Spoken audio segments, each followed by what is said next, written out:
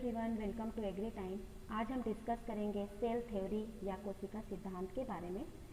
German के प्रसिद्ध वानस्पतिक वैज्ञानिक बॉटनिस्ट थे जे स्लीडेन। इन्होंने 1838 में अनेक प्लांट सेल का स्टडी किया और इन्होंने पाया कि जितने भी प्लांट हैं विभिन्न प्रकार के सेल्स अर्थात कोशिका से मिलकर बने होते हैं और इन्हीं कोशिका से पौधों में टिश्यूज अर्थात ऊतक का निर्माण होता है। लगभग इसी समय एक अंग्रेज जूलॉजिस्ट थे थियोडोर स्वान। उन्होंने 1839 में बताया कि जितने भी एनिमल्स हैं उनका शरीर भी कोशिका का बना होता है और जंतु की कोशिका जो होती है उनके चारों ओर एक पतली परत भी पाई जाती है जो प्लाज्मा झिल्ली कहलाती है।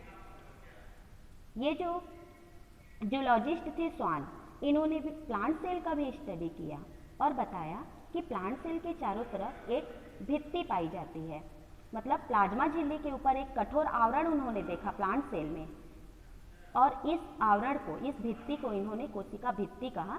जंतु कोशिका में ये जो कोशिका भित्ति होती है वो अनुपस्थित होती है, अर्थात जंतु कोशिका में केवल प्लाज्मा झिल्ली पाई जाती है, उसके चारों तरफ कोशिका भित्ति नहीं पाई जाती।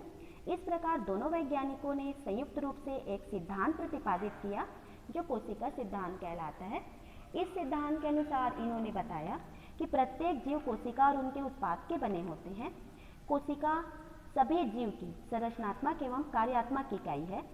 नई कोशिका पूर्ववर्ती कोशिका से ही बनती है।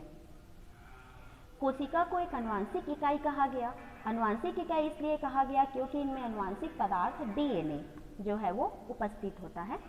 जीवों में पाई जाने वाली जैविक क्रिया उसकी घटक कोशिका में होने वाली विभिन्न जैविक क्रियाओं के कारण होती है। इस प्रकार स्लीडेन और स्वान ने अपने कोशिका सिद्धांत में बताया कि नई कोशिका पूर्ववर्ती कोशिका से बनती है। अब नई कोशिका पूर्ववर्ती कोशिका से बनती है, लेकिन किस प्रकार बनती है इसके बारे में इन्होंने जानकारी नहीं दी। इस प्रकार स्लीडेन और स्वान के कोशिका सिद्धांत में कुछ कमी रह गई थी।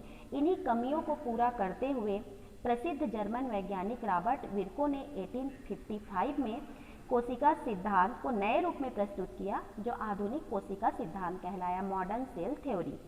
इन्होंने बताया कि कोशिका विभाजित होती है, अर्थात कोशिका में विभाजन की क्षमता पाई जाती है और विभाजित होकर ही वो नई कोशिका का निर्माण करती है। इस प्रकार नई कोशिका पूर्ववर्ती कोशिका से ही बनी होती है और इस प्रोसेस को उन्होंने ओमनिस सेल्यूला कहा, अर्थात नई कोशिका पहले की कोशिका से विभाजन द्वारा ही बनती है। आधुनिक कोशिका सिद्धांत के कुछ पॉइंट इस प्रकार थे कि जीवन केवल कोशिका में होता है। जीवधारी कोशिका अथवा उनके उत्पाद के बने होते हैं।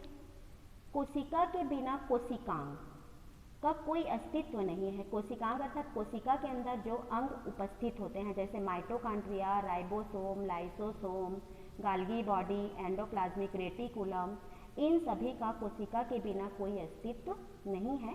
कोशिका अपने अंदर होने वाली जैविक क्रिया पर कंट्रोल करती है, मतलब जितनी भी एक्टिविटीज़ होती है कोशिका के अंदर उस पर नियंत्रण भी कोशिका ही करती है।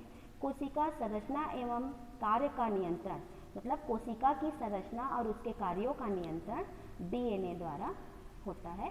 इस प्रकार कोशिका सिद्धांत की कमियों को दूर करते हुए आधुनिक सिद्धांत दिया गया रॉबर्ट विर्को के द्वारा।